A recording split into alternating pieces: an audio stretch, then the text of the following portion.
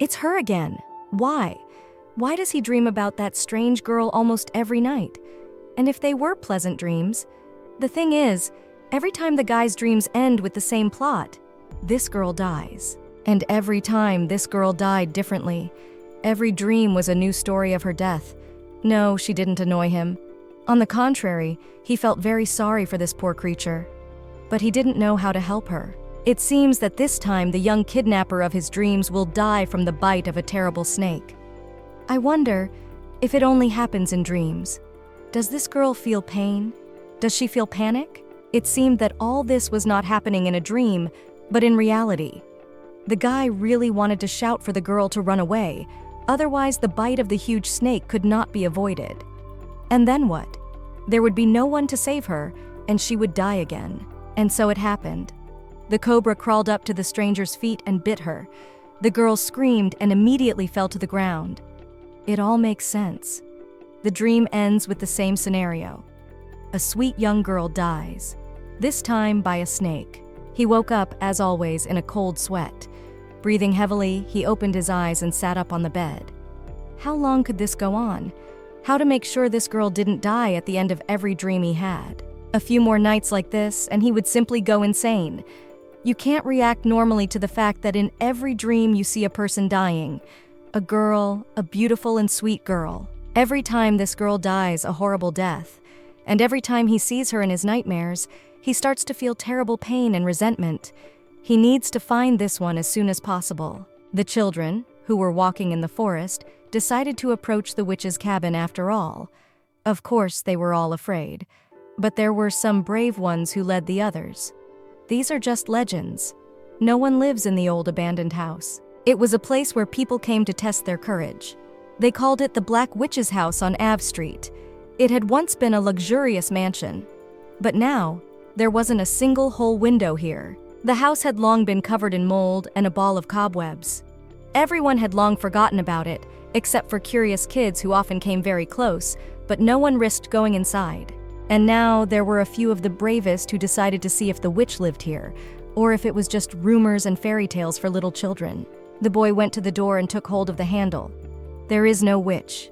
No one lives here. That's why everything creaks. After these words, he pushed the door and it slowly opened to everyone's surprise. The little hero decided to show his courage and stuck his body inside the house. Then he shouted that no black witch was here. But the next second, a terrible image of a woman appeared before the boy. She was so scary that the boy froze on the spot, not knowing where to run and what to do. And a few seconds later, the whole company ran as fast as they could away from the abandoned house. A black witch stood on its porch and watched them, but strangely enough, she was blonde and was wearing a long white dress. Sweet girl Celine was the black witch, whom everyone was terribly afraid of and told horror stories about her. But to be honest, she had absolutely nothing in common with a witch, especially a black witch. Calling her a black witch was just too much. She was very offended. People knew absolutely nothing about her life. Why were they doing this to her? The girl went down from the porch into the garden to see if all the children had run away or were still watching her from a safe distance. And then she saw a big black snake under her feet. Oh no, it looked like it was her next death. Celine tried to run away, but of course that didn't work. The snake quickly caught up with her and bit her leg. From surprise, the girl fell to the grass. It was clear that the story of the painful death was repeating itself. Maybe she should just stay lying on the damp ground like that. Maybe someone would find her and save her. But the girl was well aware that no miracle would happen. Not in her case. She had to get the poison out of the wound, but she had no strength left to even try to save herself. She didn't want to die, but there was nothing she could do. Strange as it may sound, this was the 84th death in a row. Celine Haunt had died again, this time from a poisonous snake bite. And it all started with the fact that the girl bought an interesting, but a little scary game in which the main character tries to escape from the cursed mansion. The game was called Celine's Nightmare. But who knew that everything would turn out this way? The girl liked the game a lot. It is a fascinating journey with various dead-end endings. She got through the first stage and saw the first ending where Celine managed to escape death and become happy. But it seems that something went wrong. Already in the second stage of the game, it was necessary to avoid death, and reveal the whole truth about the protagonist. But at the moment when the girl decided to start the second game, she lost consciousness and was subsequently reborn into the heroine of the horror game. And now, she is the main character of the computer action. And the first things the girl had to get used to was, of course, death. She would die after every new stage. Her first death happened by fire. Celine's task was to fire up an old stove. While doing so, the fire got on her dress, it ignited, and the girl was burned. Then, there were many scenarios. Once she died of a terrible disease in terrible agony. Then she was accidentally crushed by a chandelier that fell from the ceiling right on top of the girl. The next time she tripped over a stone and split her head open, the consequences were also fatal. And so, being Celine Haunt for only 2 weeks, she managed to die 84 times. Interesting, isn't it? What should she do? Who should she turn to for help?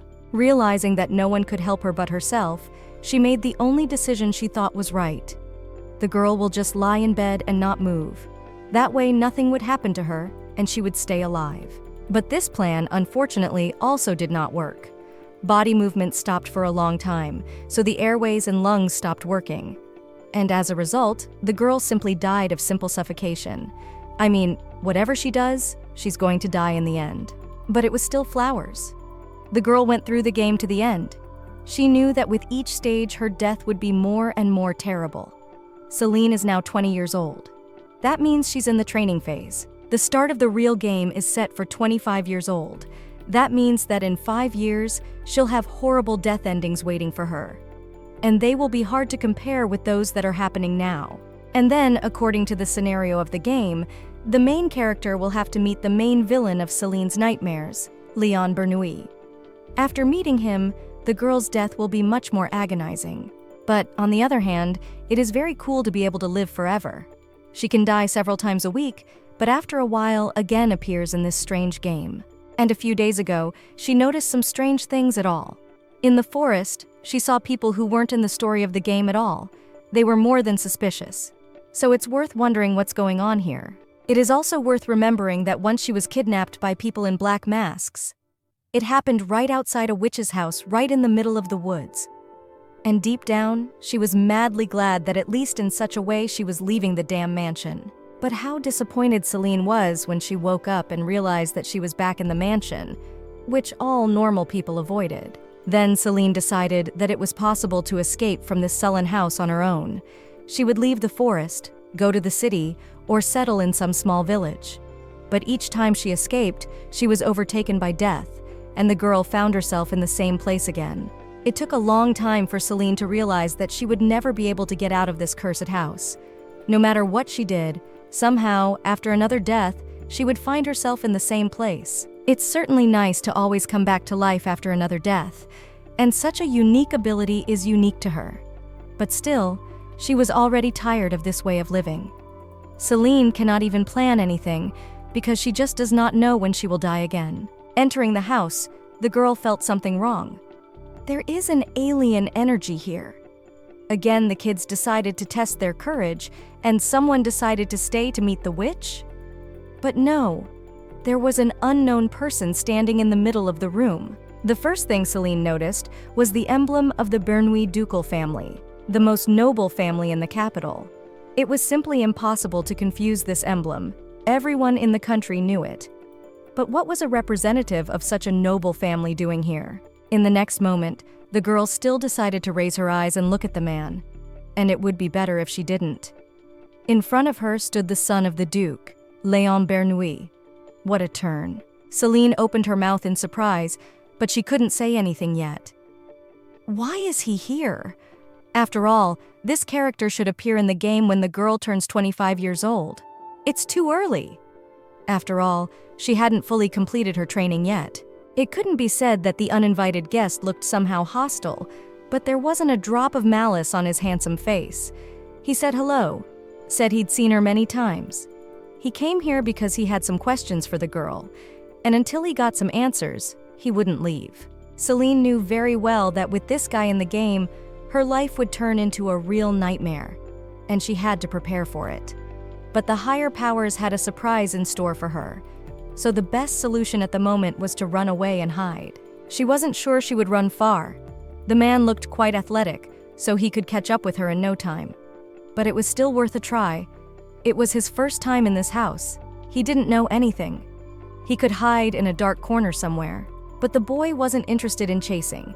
He stayed in the same place. He was interested in what the girl had done to him. And she did, otherwise why would she run away? And all he needed to do was talk and solve the problem.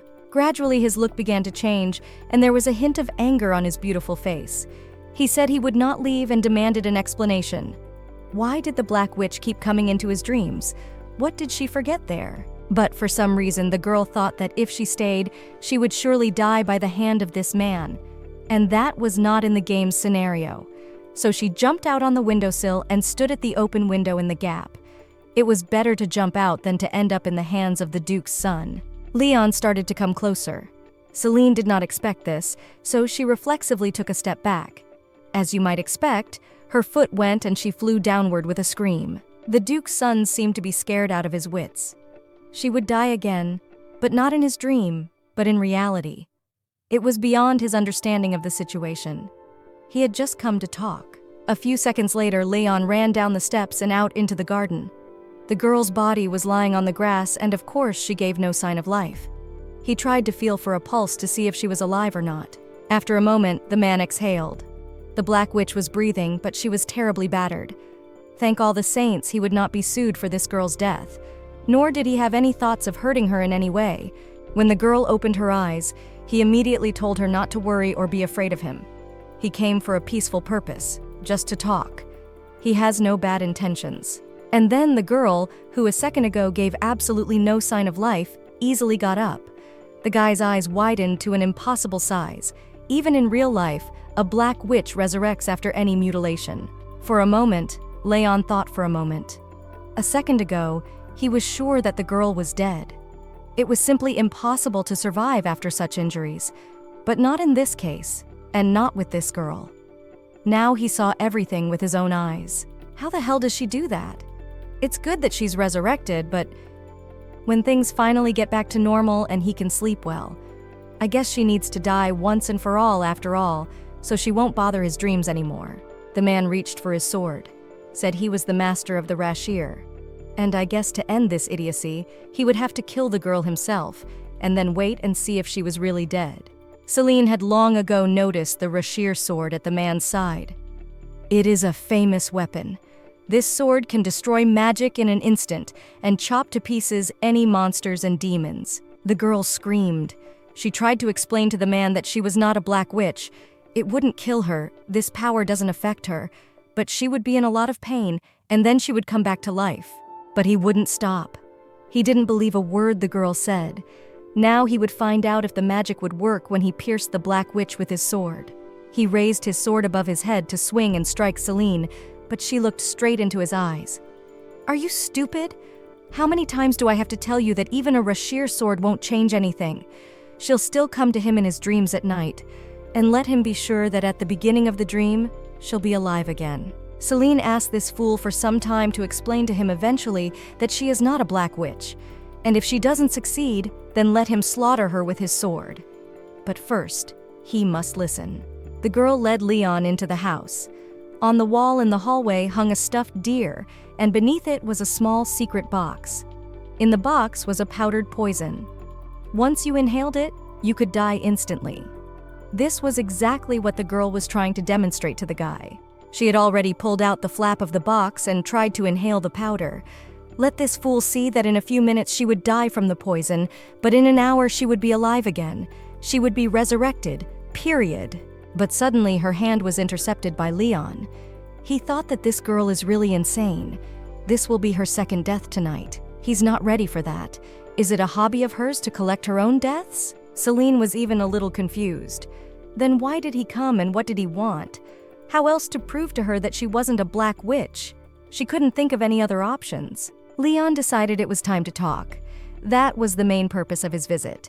He asked the girl if she had ever died from a black snake bite, and Celine replied that such a story had happened to her just yesterday. She had been poisoned by it before, and that chandelier had crushed her twice, and again when she had tried to take it down.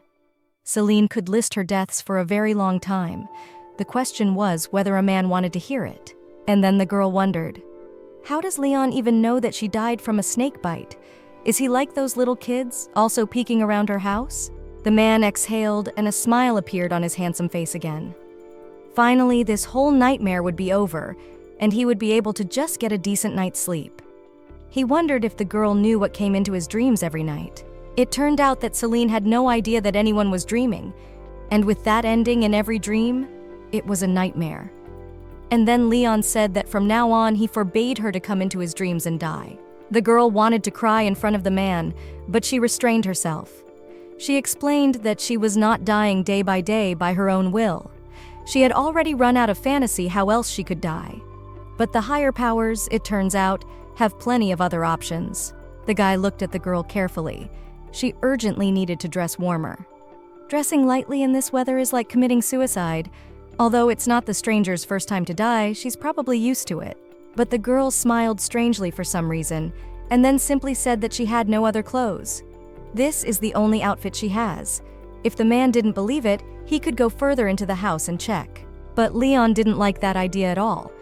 Absolutely did not inspire confidence and caused some kind of creeping fear.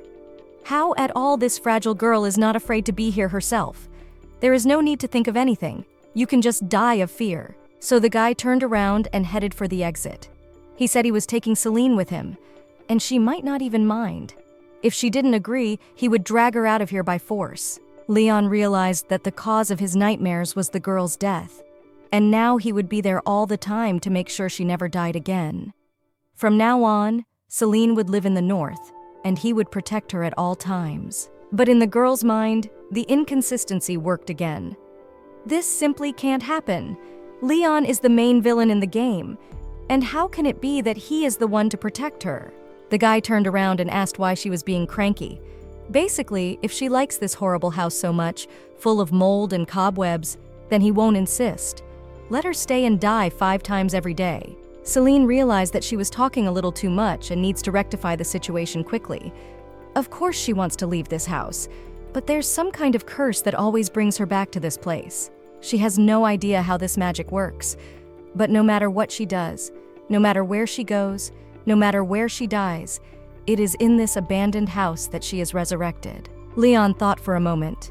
Indeed, his men had once come here on his orders and had to steal the girl. The task was accomplished. The girl was brought to the young duke's castle. But the next day, she suddenly disappeared. After some more thinking, the guy said that he seemed to have figured out how to break Celine's curse and take her away from this hellish place. Celine was thinking that the young duke knew how to break the death curse, so she wouldn't die so often. But if she left this house, she would also be madly grateful to the man. And there, it would already be possible to think about how to stop dying. She scrutinized the man once more. In the story of the game, Leon was supposed to be a ruthless predator. But now he seemed quite peaceful and even wanted to help her. Can he be trusted? Will he be able to help her? Or is this another trap? In principle, she had absolutely nothing to lose.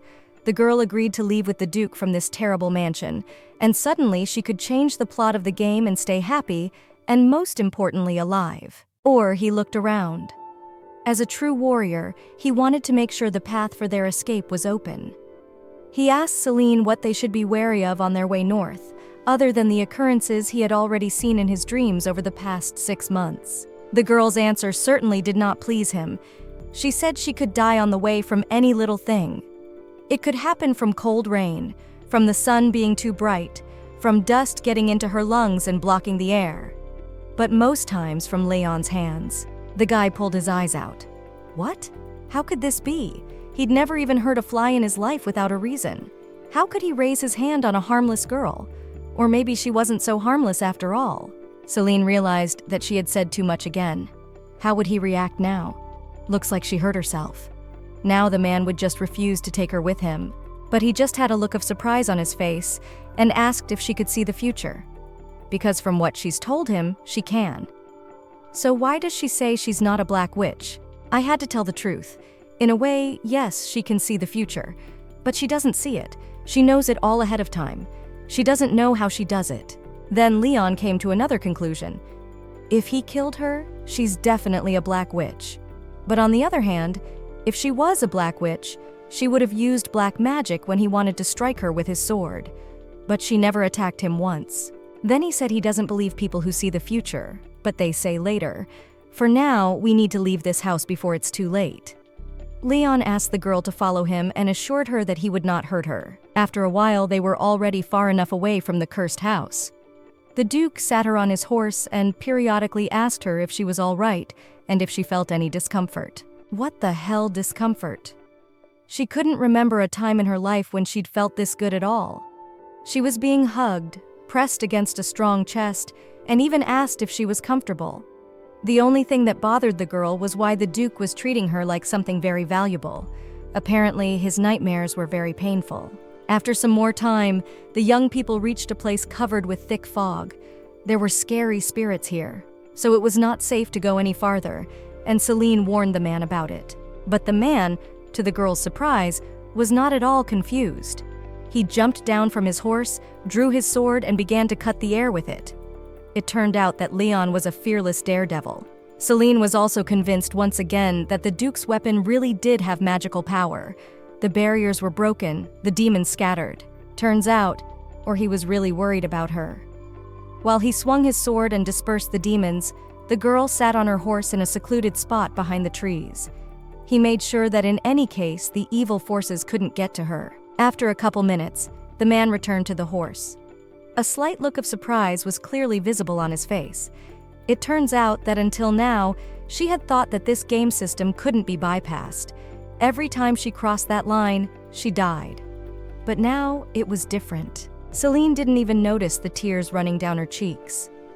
This was the first time she was able to cross the demon line without dying, and she could move on without thinking that some unknown forces would bring her back to the cursed mansion. The guy was even a little confused when he saw the girl crying.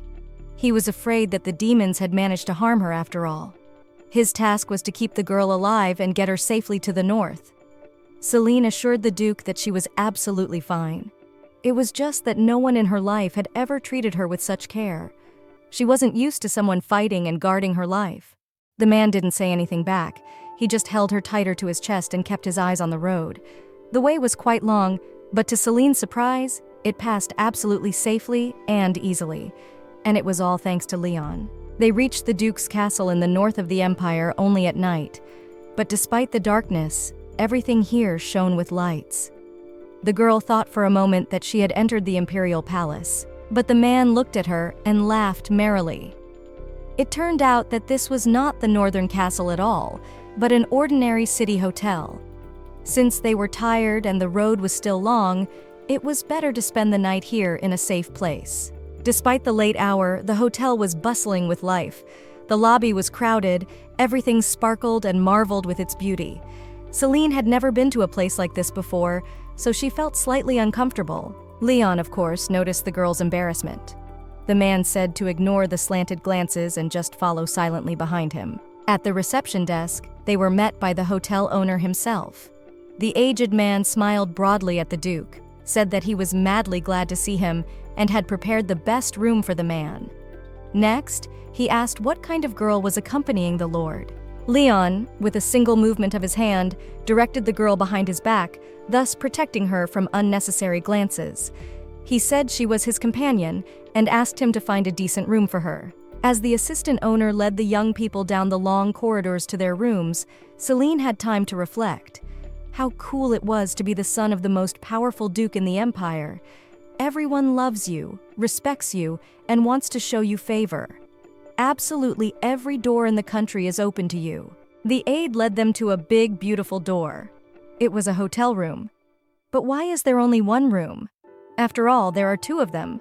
Would they really be sleeping in the same room? After all, the man had enough money to rent a separate room for Celine.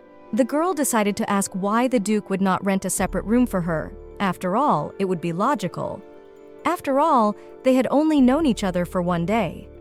But, much to the girl's surprise, he replied that it was a waste of money. When the man opened the door to the room, Celine's jaw almost dropped.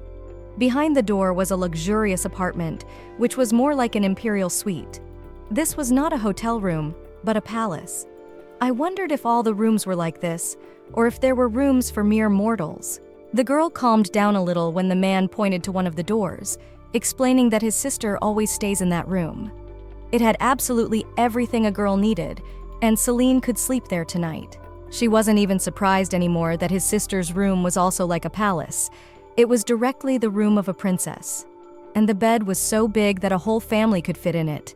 And tonight, she would be the one sleeping here. Celine was so engrossed in looking around the room that she didn't even notice the interest of the Duke's son watching her. He called the maid and asked her to bring them a good dinner.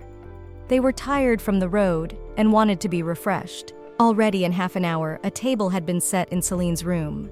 The cook served them the most exquisite dishes that the girl had never tasted or even seen before.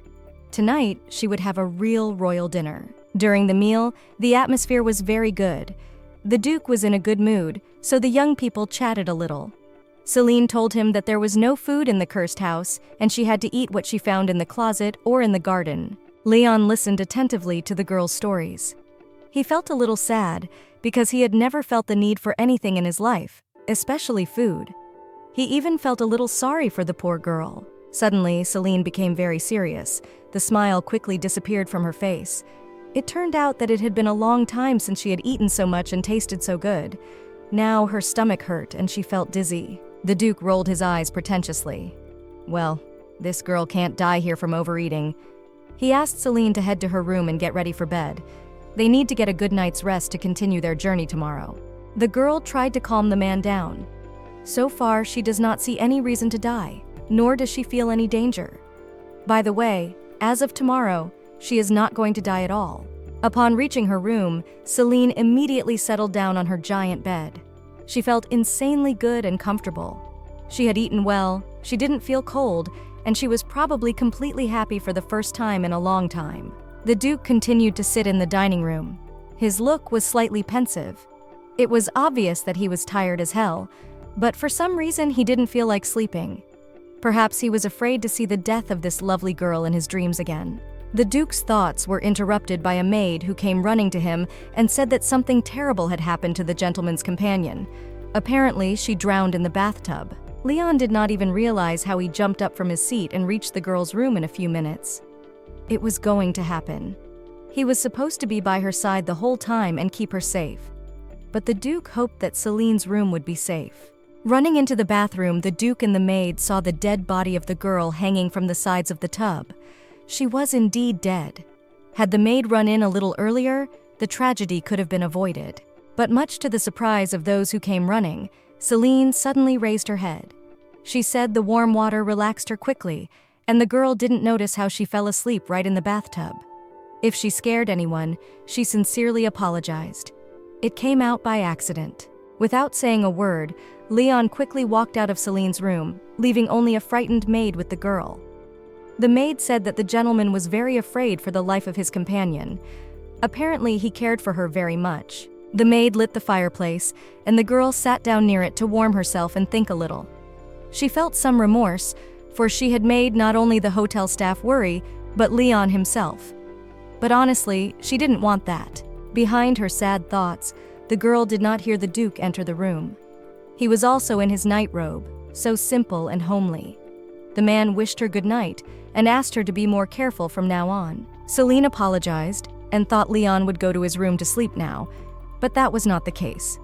The man said that he would sleep in her room tonight, or rather, he would make sure that nothing happened to her until morning. Not that Celine was against the Duke's company, but she did not want to go to bed with this man. It is necessary to observe the rules of propriety and what could happen to her. The man apparently could read minds because he immediately calmed the girl. He's not going to sleep in the same bed with her. Leon will sit in the chair and just observe. He's responsible for the girl's life and safety. He can't do that anyway, so he's just going to sit by her. That way he'll be ready to react and immediately protect Celine in case of any danger. Wow, it turns out this man is also well-mannered. She's lucky to have a savior. All right, suit yourself. If he's comfortable sleeping in a chair, let him. Dukes have their quirks. She can't argue with him. In the middle of the night, the girl was awakened by strange sounds in the room. She jumped up on the bed and became alert. "Leon, there's something wrong with him," he's screaming, mumbling some incoherent nonsense and tossing and turning on the floor. What's the matter with him? After a minute, the girl realized. The guy is again tormented by another nightmare, in which she again dies in terrible agony. It is urgent to wake him up. It was only after a while that Celine was able to bring the guy to his senses. He opened his eyes. Now Celine had to make sure that the man was all right. He was sitting on the floor, covered in cold sweat, and didn't seem to fully understand what was going on. The girl tried to explain that she was alive, and this was just another nightmare. Only after seeing this picture, Celine realized how bad this man felt, and so every night, it would drive her crazy. She felt truly sorry for Leon. He needed help. He needed to fix the plot of this stupid game. She was a little surprised when the man apologized for scaring her. He didn't do it on purpose. He just can't control his dreams. If he could, he wouldn't be sitting here. I feel sorry for the guy. He's not as bad as the game's story says he is. Maybe she was able to change the story. That'd be great. Maybe they could even be friends. Suddenly, the guy turned around and headed for the exit. He said he didn't want to inconvenience the girl. Because of his nightmares, she also can't sleep well. So he goes to his room. How nice he is. He doesn't want to disturb her sleep, so he leaves. But at the last moment, Celine says he won't be bothered by nightmares anymore. She's a sensitive sleeper, and if Leon dreams of her death again, she'll wake him up immediately. That's all. The girl doesn't want him to be alone with this problem. It's just not fair to him. A smile appeared on the man's face. He let go of the doorknob and turned around. Leon was truly grateful to the girl for taking such a step. He really didn't want to be alone with his nightmare this night. This night had been a very long one for both young men. As soon as the man closed his eyes, he would see Celine. She would jump out of the window and crash. She would drown in the bathtub, but somehow she would still die. And it didn't stop until morning. And every time, Celine came to the rescue. She leaned over the boy and tried to wake him up in a calm, unobtrusive voice, so as not to make it worse. Then, again and again, she explained to the man that it was only a dream. She was alive. The next day, the girl woke up when it was already quite light outside, and bright sunlight was streaming into the room.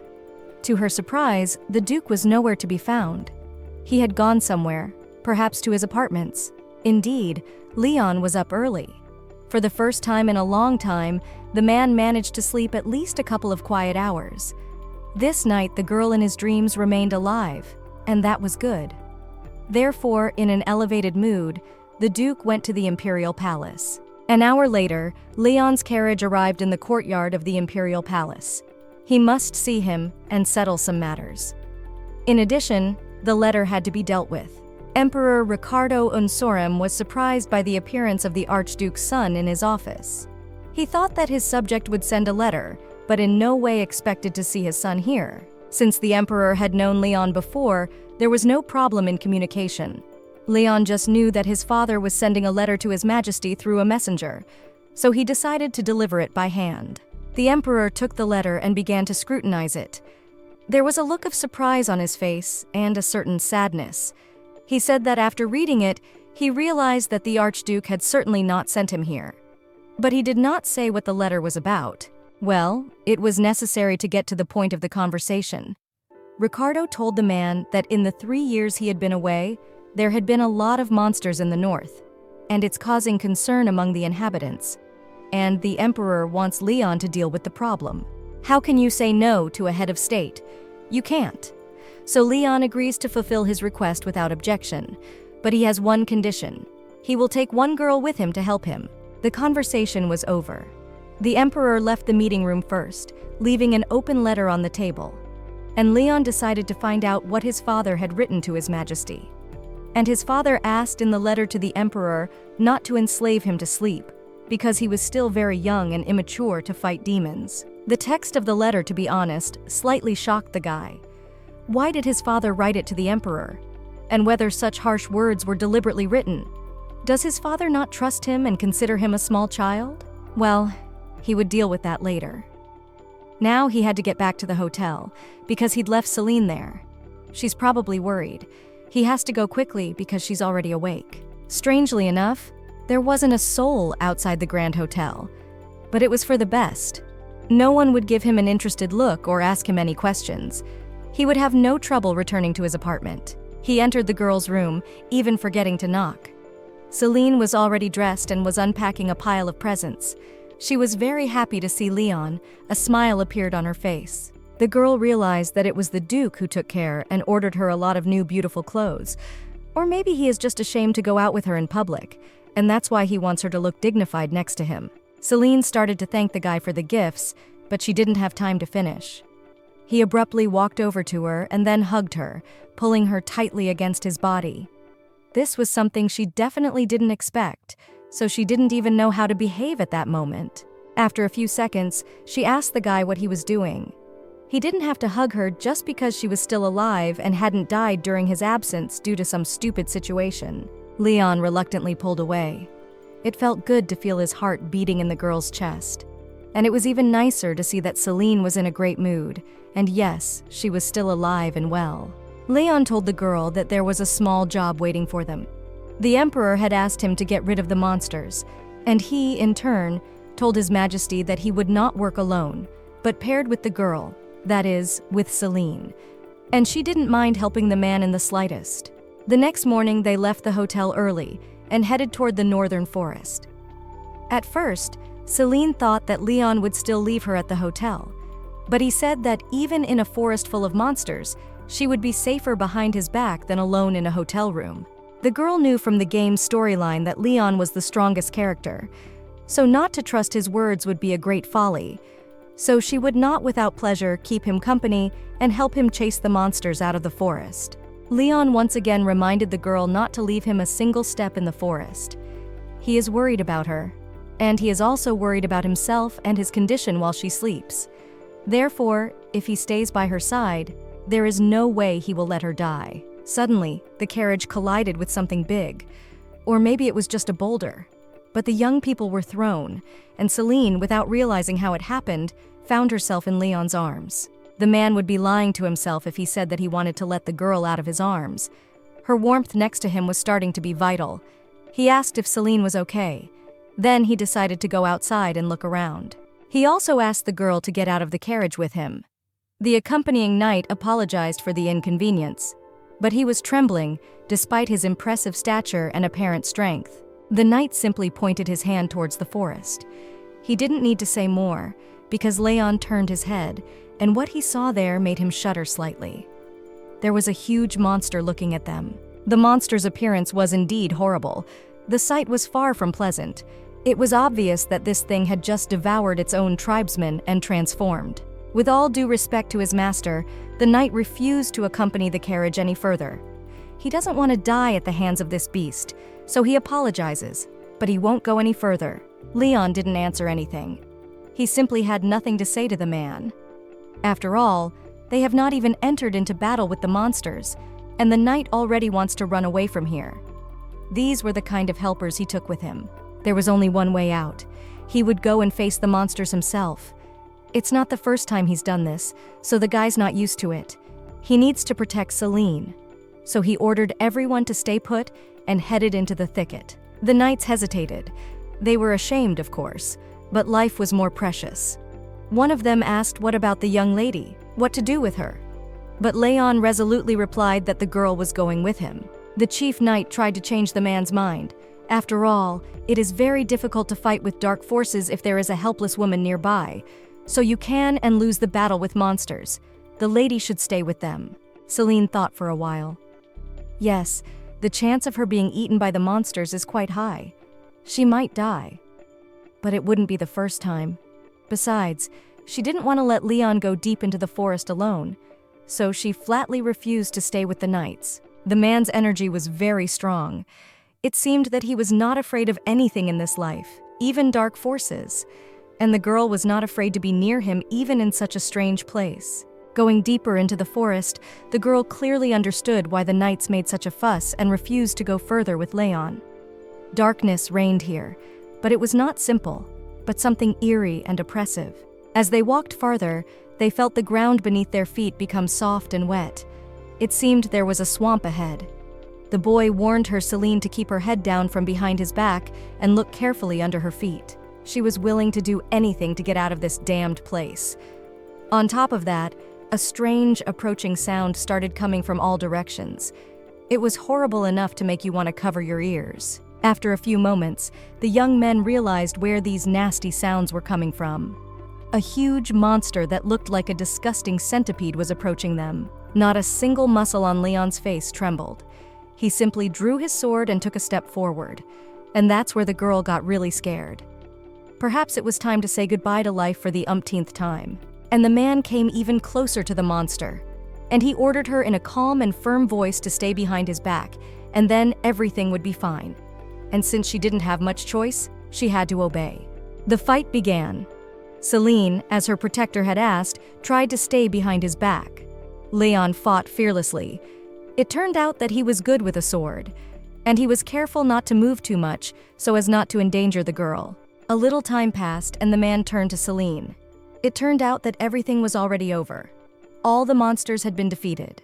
Fortunately, Lion didn't have a single scratch on him, and he still remained calm. The girl exhaled a sigh of relief and then dared to look at the slain monster's body. To be honest, it was not a pleasant sight. The guy said that he had no other choice.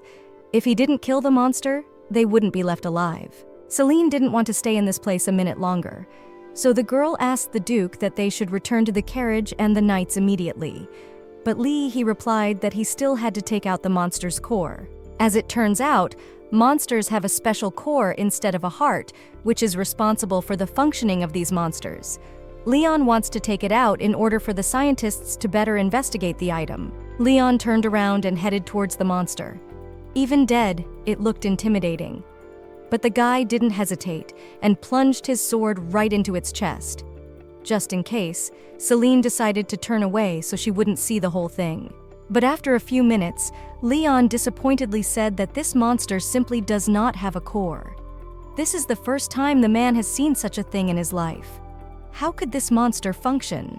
But at the same minute the man realized everything, he jumped up and started looking for the girl with his eyes. After finding her, Leon shouted for her to quickly run to him. It was the monster trap. If Celine didn't make it in time, she would be eaten. But the girl was confused and reacted too late. Scary, disgusting creatures surrounded her in a flash and had already started to grab the hem of her dress. She did not even have time to shout, as the monsters threw her on the ground and began to drag her. The guy was confused for a second. How could he not suspect something wrong? He jumped to his feet and began to run after the departing creatures that were dragging the girl in an unknown direction. There was no time to relax and decide for a long time. Leon was not intimidated by the fact that the number of monsters was quite large. He was going to cut them all down and save Celine, which the man did in the next half hour. The fight was really scary, but Leon did not doubt his strength and his desire to save the girl. Therefore, pieces from the monster's torsos flew whistling in different directions. When the last monster was cut into pieces, the guy sat down and decided to look around. Where had the girl gone? He started to call out to her, but there was a sepulchral silence around. There were not even birds, and it became very creepy. Tears began to roll down the man's handsome face. It was involuntary. He blamed himself for not having time to save the girl. She died solely because of his fault. What if she never came back to life again? What would he do then? But then the man heard a faint voice somewhere from behind the trees. The girl was alive. If only she were alive, he would give a lot for it. He just needed Celine to be near him. Leon ran to the voice. In a second, he saw Celine lying in the thick grass. The girl did not give any signs of life, but Leon was 100% sure that it was her who called him. The man ran closer, bent down and lifted the girl into his arms. Only then did he exhale in relief. Celine breathed, then slowly tried to open her eyes. She said that dying was a little painful this time, and unfortunately he would have nightmares again tonight. Leon hugged the girl tightly, and the tears did not stop flowing down his cheeks. Thanks to heavenly powers, safe again, she was in his arms again. He would do absolutely anything to keep it that way. Leon was overconfident, thinking he could handle the monsters on his own. He caught himself thinking he was on edge when he saw the girls suffering. This is the biggest fly for him. He begins to hate himself and feels his heart torn apart at the sight of this sweet creature being ill. It is at this point that Duke finally realizes that he is still not strong enough.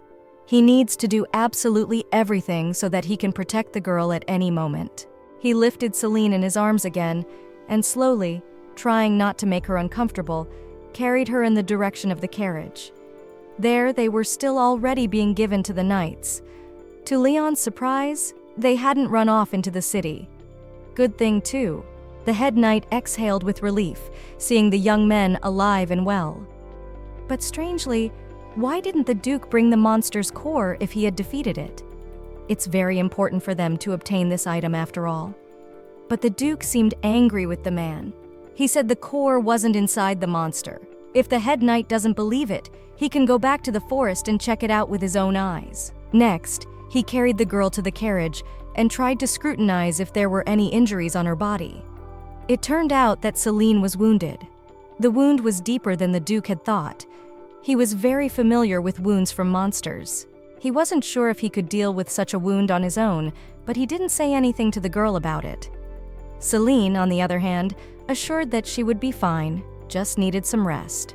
The Duke tried to give the girl a healing potion, then wrapped her in his cloak to keep her warm. It was necessary to find an ointment that would help to heal the wound. If done right, the girl would feel much better. It seemed that with every part of his body, he could feel the same pain as the girl. He took her gently by the hand and sat down next to her. Now he would not leave her for a second until she was back on her feet. Celine really liked this mental atmosphere, and she was really getting better. The girl asked if they would go to the hotel first, or to the palace to the emperor, to report that the monsters in the forest were gone. But the man replied that they would head straight north.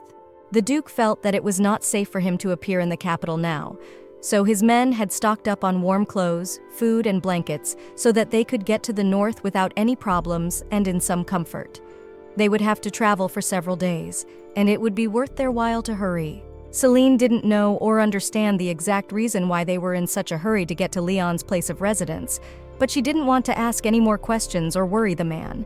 He'd had quite a day today, so let him rest and calm down. But Leon could not sleep either. He sat and looked at the girl with interest. She looked so warm and cozy in her winter coat. Celine, for her part, was looking at the stars and telling him all she knew about them. He had never wondered why the stars shone differently, why they had different sizes, why they were given names. He was insanely pleased to listen to the girl's stories. He in turn told her that in the north, the stars are called magicians. They live in a different world than ordinary people, and a black star means a fallen mage. There are few such stars, but they can still be seen sometimes. The atmosphere in the carriage was so warm and relaxed that the young people forgot about everything in the world. They were not interested now in what was going on outside the window, in what awaited them next. After listening to the man's story, Celine laughed. When asked what he said was so funny, the girl said that now she imagined the North to be a completely different, some kind of fairy tale world, and she wanted to see this world as soon as possible. Listening to the Duke's calm voice, the girl did not notice how she fell into a dream. But her sleep was not peaceful. Even here, she was worried that the man would also fall asleep, and he would start having nightmares. When she woke up, it would all be over and fall into place. Opening her eyes, Celine realized she was still in the carriage, but it was already daytime outside the window. She quickly found the Duke with her eyes. He was also sitting opposite her, but he was shivering from the cold. It all made sense at once. Leon could not sleep the whole night, and so he went outside, so as not to disturb the girl's sleep, in case he fell asleep and had nightmares. Celine looked out of the window. There was a thick layer of snow. On both sides of the carriage, huge mountains were towering. They were also covered in snow. She felt ashamed that because of her, the Duke had spent the night in such terrible cold. The girl hinted that the Duke might get sick because of the cold and then die of a cold. She certainly didn't want to be guilty of that. But the man replied that he wasn't used to the cold. He grew up in the north. And the Duke also said that when he arrives home, he will definitely hire a bodyguard for the girl. That way he would be more comfortable and he would be able to go away for a while if necessary and state business. They rode for a while longer, until a huge castle appeared in the distance. It was surrounded by a high stone wall. The Duke thought that Celine had never seen such pompous structures before, so she almost fell out of the carriage window while looking at the building. It seemed to Leon that the girl was very surprised by the size and scale of the castle. Her eyes rounded to an impossible size. But that wasn't the reason the girl was surprised at all. It was just that she knew the place very well. The young people got out of the carriage and headed towards the central entrance.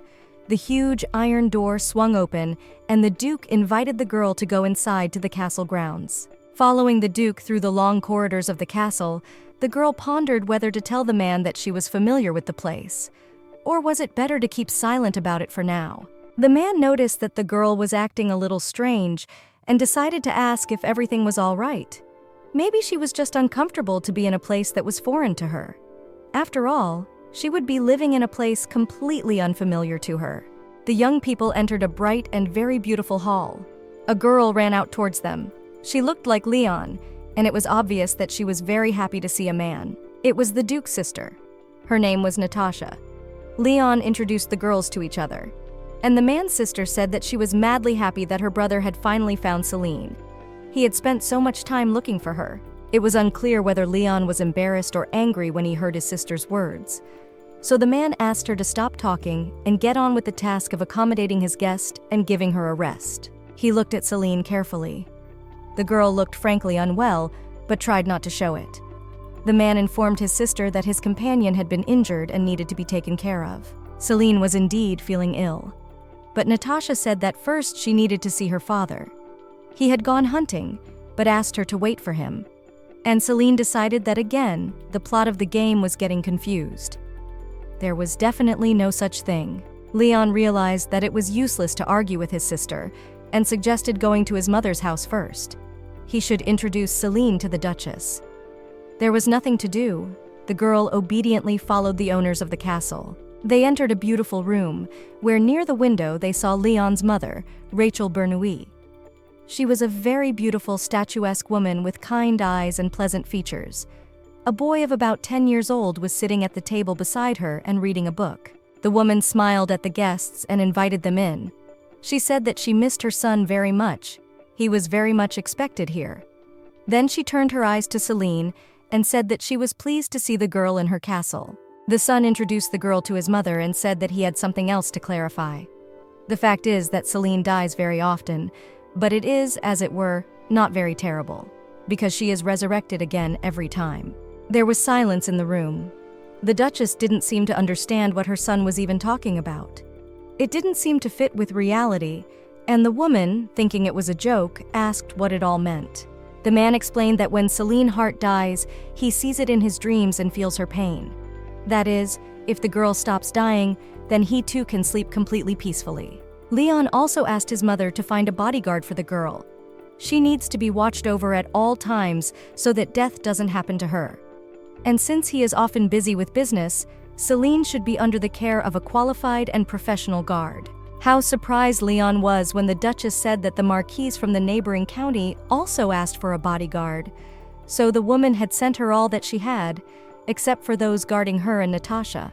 So it will take some time before she can bring back the ones she sent back to the Marquise. There is one other option. One could ask for a new bodyguard in a neighboring county from another family. Until then, the girl will have to be alone. Mother's words seemed to make the man really angry. He shouted that Celine couldn't stay alone for a second. A few days ago, she managed to drown while taking a bath, and before that, she broke her head just by tripping on a rock. The Duke's sister listened attentively to the conversation. She understood why her brother was reacting the way he was. He must be very worried about the girl's life, or maybe he just cared about her. What about her? She could pass for a bodyguard. Natasha came closer to the girl and asked if Leon had told her any nonsense about his sister, and Celine knew for sure that the girl was the first character she would have to face as the main character in this part of the game. The girl replied that she didn't even know that Leon had a sister. Natasha was a little annoyed by this information. She replied that Celine did not worry, because soon they will bring a new bodyguard. A little later, Leon's sister escorted the girl to her room. On the way, Natasha made sure that the guests were not frightened by her words and did not take it too personally. The room in the castle that had been prepared for Celine was not much different from the one the girl had stayed in at the hotel. Natasha said it was one of her rooms. Her brother didn't like it, but she didn't care at all. A few minutes later, the maids that Natasha wanted her guests to meet entered the room. They would fulfill all the girl's whims, and it was forbidden for them to refuse the guest anything. There were 3 maids: Arya, Ella, and Miriam. Next, Natasha began to introduce the maids to the girl. She said that the girl's name was Celine Haunt. She is a guest of their family and will be staying in Natasha's room until the bodyguard arrives. Celine smiled nervously at the maids. She knew these girls from the game very well. They were the same 3 ghosts that had attacked her along with Natasha. Giving the view, Celine didn't bother. Next, Natasha informed her that they would need to go downstairs and greet the Duke, who was returning from a hunt. But first, they would need to change their clothes to look appropriate.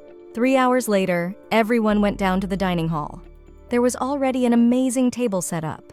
Celine wouldn't even remember if she had ever seen such exquisite dishes in her life, probably only in a game. There was already a middle-aged man sitting in the hall. He was very handsome and had noble facial features.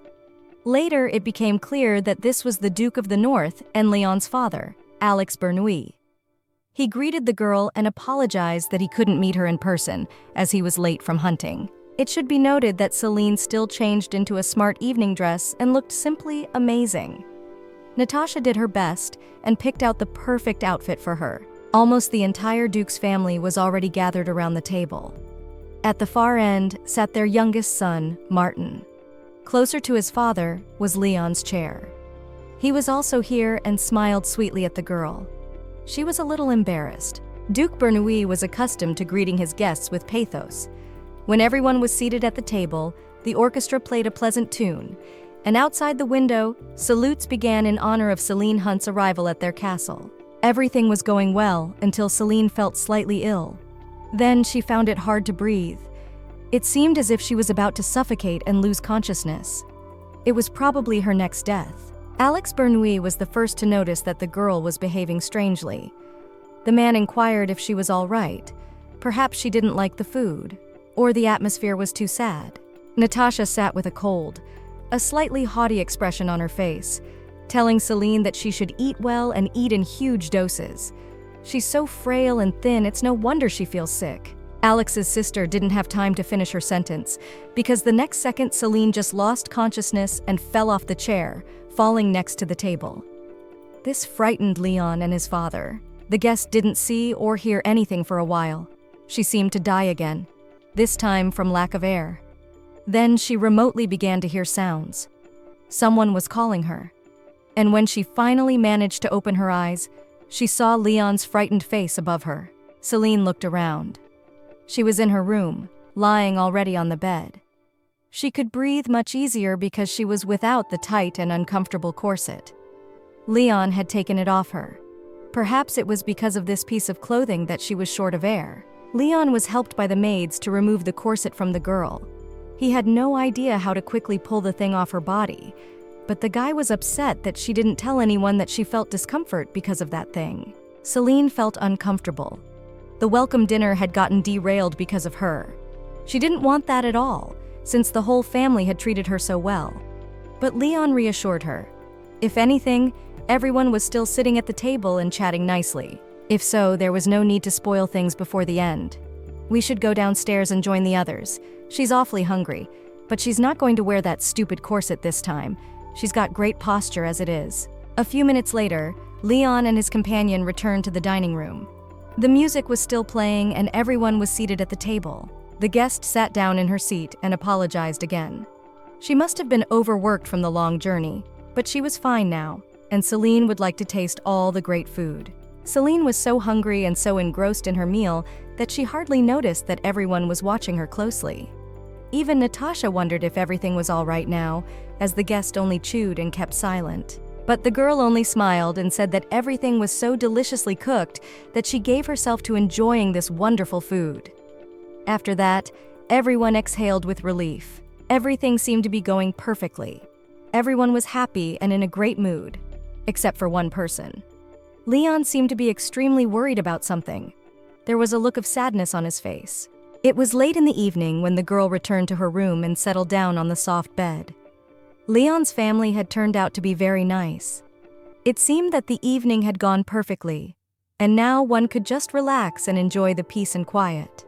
The bodyguard was already in the room, and the girl was slightly stressed by the fact that she would be around her all the time.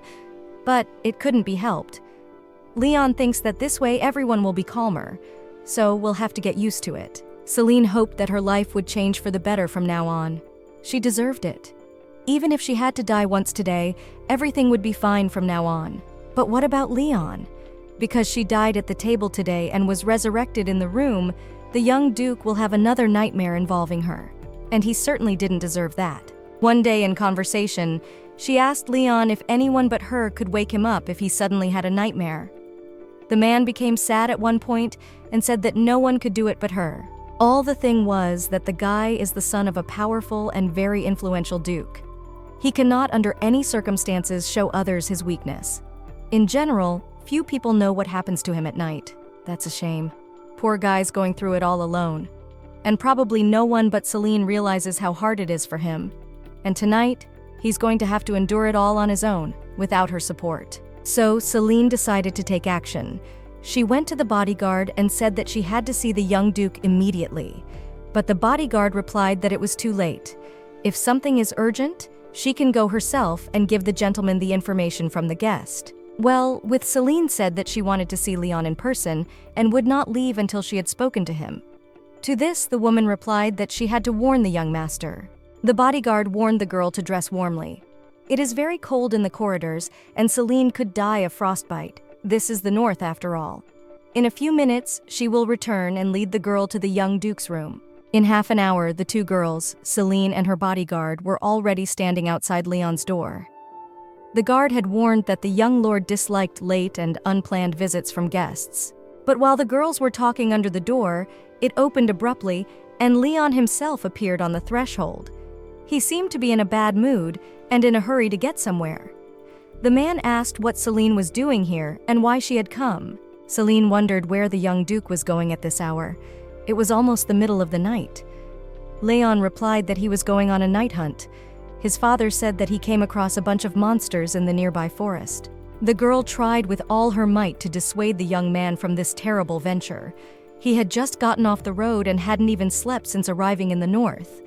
How would he be able to fight evil monsters in such a state? If he doesn't change his mind, then she will go with him. But the guy replied that those monsters would definitely not kill him, but it would be dangerous for her. And as it turned out last time, he still did not have enough strength to protect himself and someone else, such as her. But the girl wouldn't back down. She would not allow the man to go into the forest to face the monsters alone. Celine had said that there were no perfect warriors. If he was perfect, what would be the point of her going along with him? After all, he had just said himself that he didn't have enough strength. The Duke didn't know what to answer. He stood there hesitating. This pissed Celine off, so she decided to bring the man to his senses and started shouting, "What is he standing there for? Let him give her a warm hat and another cloak. After that, they can set out on the road." She would not tolerate any objections. The boy didn't object this time. After a while, they were rushing towards the forest on a fast Arabian horse. The boy made sure that the girl did not freeze and that she felt comfortable on the road. An hour and a half later, they were already at the place. Because of the thick ball of snow, which reproduced a weak but still light, everything looked not so intimidating. There was a sepulchral silence all around, and it was a bit tense. Celine wondered what they would do this time. Should she hide behind the man's back again while he fought the horrible monsters? But the guy replied that today would be different. This time he hugged the girl tightly and asked her to hold on to his hand. It's not safe here, and if the monsters sneak up from behind, he won't have time to react. Therefore, he would keep her directly beside him. Celine tried to object and explain that she came to help Leon, not to stop him from moving. But he asked the girl not to worry. He would not repeat his mistake a second time today. The monsters smelled the human energy and began to approach quickly. The fight didn't last long. Lion was skillful with his sword, even with one hand. With his other hand, he held Celine tightly and did not loosen his grip for a second. After about half an hour, all the monsters were lying on the white snow, spoiling its purity and fabulousness. Wow, Leon knows how to fight. Even with one hand, he was able to defeat everyone in a matter of minutes. They continued to stand like that in the silence of the winter forest. But then Celine saw, really falling asleep on the move. He closed his eyes and slowly sank to the ground. No, he is now going to have a nightmare, and she really does not want to die, even in his dream. So the girl made a very strong-willed decision. She decided that the story will not repeat, gathered all the strength in her fist, and the same fist very painfully hit the man in the stomach, so that he instantly woke up. To the girl's great surprise, this method worked flawlessly. Leon immediately opened his eyes and asked what happened, but he did not hear the answer, as he realized that the next group of monsters was approaching them, and the guy again had to take the fight. And he acted then already the principal, one hand wielding a sword and the second hand hugging the girl. He managed to win. He cut them all down. The young men did not notice how the morning came. They still remained in the forest, among the scattered corpses of pathetic monsters. Leon thanked the girl for something they were afraid of and went with him into the forest. But she said that next time she would also go with the Duke to any battle. The man understood perfectly well that if not for the girl, he would have fallen asleep right there in the middle of the forest. He would definitely have a nightmare in which Celine dies and everything would happen again. If she hadn't hit him, he would have had the nightmare. They sat in each other's arms for a little longer until they started to feel the cold. They had to get back to the castle, or there was a good chance of freezing in the middle of the forest. Lastly, Leon walked up to the monster and pulled one of its teeth. When the girl asked him why he needed the tooth of the monster, the Duke replied that the remains of monsters contain a large amount of magical power. Experienced mages purify them and obtain magical stones of the highest quality. They are the main source of income in the north. Celine was extremely surprised. She couldn't even think that it was the teeth of demons that turned into magic stone. After all, she had thought that these stones had no supreme power, that they were just jewels. While already in the castle, Leon brought one of these stones to the girl's room and gave it to her as a souvenir. It turns out that the magic stone in real life is much more beautiful than the one she met in the game. But suddenly, the stone began to emit an insanely bright red light. Celine didn't realize what was happening, so she was a little scared. It must be the power of magic. But the Duke calmed the girl down. He said that this is a normal reaction of the stone to someone else's touch. She is not a resident of these lands, so the magic stones do not discern her energy. After a while, the red light dissipated and everything fell into place. But the stone had gone somewhere, and the girl couldn't figure out where it was. Or he took her hand and stated the fact that the stone was absorbed into her skin, which meant only one thing. Celine had magical powers. Few people are born with such magical abilities, and as it turned out, Celine had them. Right now, she felt more than fine, and it was all thanks to the stone Leon had brought. In the man's head came the idea that if Celine learned to possess magical abilities, she would not need to die every time. The girl would easily be able to control the process. It seems that the magic started to work too much, because the girl came closer to Leon and hugged him herself. After Celine said that she always secretly peeked at the man because he is very strong and handsome. The Duke remembered the words of his teachers. When a new person is first exposed to a magic stone, the effects can be very different and manifest in many different ways. Celine had a sort of alcoholic intoxication. Next, the girl was drawn to revelation. She said that she was also insanely tired of dying every time. She'd had enough of her own deaths. She no longer has any fantasy of how else to die. Celine hopes that the two of them can overcome this curse. The young people did not return home until late at night. The castle greeted them with pomp and silence, and it was very good, because none of them wanted to meet with relatives now and talk about trivial topics. Immediately, she went to her room to go to bed quickly. She was tired for the last 24 hours. She needed to rest a little and come to her senses. But then some strange flame began to flash before her eyes. Next, she saw marvelous flowers, then snakes. What's going on? Is she dying again? The girl was getting more and more scared. In her dream, she began to call Leon and ask for his help. For the first time in her life, she was so afraid of dying. But instead of seeing Leon in front of her, she was looking at some strange man in a funny hoodie. Who was this man? And what was he doing in her room in the middle of the night? The stranger didn't seem to react at all to the girl's questions. He only said that a little more, and would have to carry out the procedure of removing the stone from the girl's body. Then the man said he would call the maids to clean up the place for you. Celine asked again who the man was and how he had managed to sneak into her room at night. This time, the guy turned around and introduced himself. It turned out to be Cal Vellante, the court mage of the Empire of the North. The thing was, Celine knew from the game who Cal Vellante was, but he looked very different there, much more scary and threatening. But according to the story, he was the only assistant to the main character in the whole game. The first to run at the girl's screams was Natasha. She had a frightened look on her face and immediately started asking what had happened to Celine and why the court mage had come out of her room. For some reason, she was covered in water. The maid started mopping the floor, and Natasha helped the girl wipe her wet hair and come to her senses. No one understood why the room was so wet. Leon's sister threatened that when she met Cal, she would be sure to scold him. You can't do your rituals that way. And why he came to Celine's room, no one still knows. The girl decided to come to her senses and went to see Alex Bernoulli. Leon's father wanted to see her, so he asked her to come down to his office. The Grand Duke was in high spirits, which could not but please the girl. It turns out that the man already knew that Celine had manifested magical abilities. It was he who asked the magician Cal Willant to visit her. On this occasion, he wants to give the girl a small gift. It is several chests with jewelry. Now she cannot lean on their family, because people like Celine are respected by everyone and everywhere. The girl did not fully understand how to regard such a generous gift. Perhaps the Count wanted her to stay in their family as well. After all, the presence of a mage in the house is an indicator of strength and confidence. But it also obligates her to many things. If she refused the Duke's offer, he might think her an ungrateful and mean-spirited person who decided to infiltrate their family. But if she accepts the offer, she will have to stay here forever.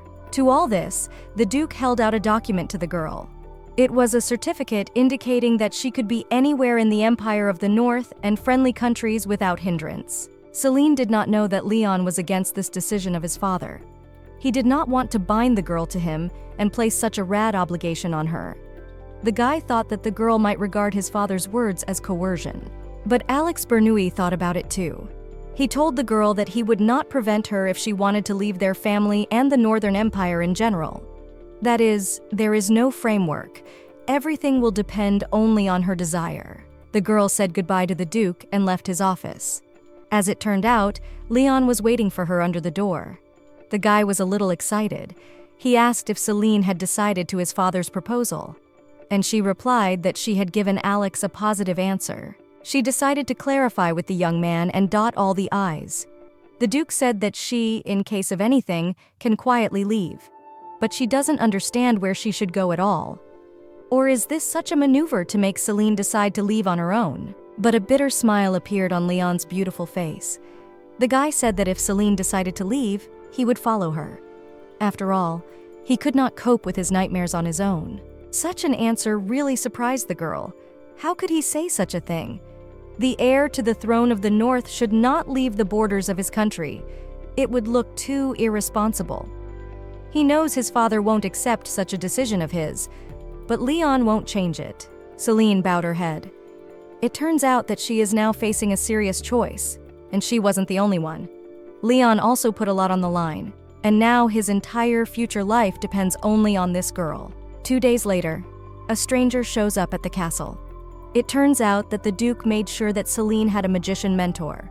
Therefore, a girl named Emily will initially help her in everything. Celine herself didn't realize whether she needed help or not, but she smiled at the mage and said that she hoped for a fruitful and pleasant work together. The girl honestly admitted that her magical abilities had appeared recently, so she did not fully understand how to use them. The mentor replied that it was possible to start small, for example, to reproduce fire. And a few minutes later, the court mage Cal Vellante, walking through the castle courtyard, saw Celine's mentor just running away as fast as she could. The guy looked up and saw that there was black smoke coming from the tower in the wing that housed Celine's room. This was something strange. Or maybe something scary had even happened. It was necessary to act very quickly, so Cal reached Celine's room with lightning speed. Opening the door, the guy saw the girl. She was lying on the floor without signs of life, and around her, everything was burning. Quickly opening all the doors and windows, the man ran up to Celine and started to bring her to her senses. It happened to novice mages, but why didn't the mentor help her and run away? Because something irreparable could have happened. The mage said that the girl should not have chosen a stone of such great power. She should be more careful, and from now on, he would personally be her mentor. So everything will be fine from now on. Rumors of the incident spread quickly through the castle. They reached Leon as well. The boy was glad that the court mage himself would be working with Celine. It was a guarantee of the girl's safety, as well as his personal peace of mind. The next morning, a maid entered Celine's room and informed her that the lady was invited to Cal Volante's workshop today. She would have her first lesson.